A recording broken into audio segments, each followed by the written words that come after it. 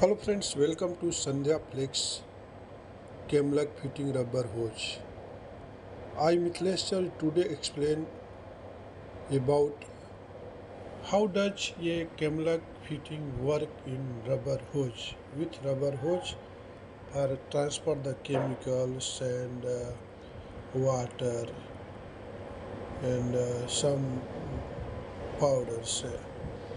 The Camlock cam and groove assembly consists of a male grooved adapter and a female coupler to connect and the disconnect. First, extend the handle on the coupler outwards and place the correct size male adapter into the female coupler. Second thing is close both handles of the same time until the two halves and firmly fixed together.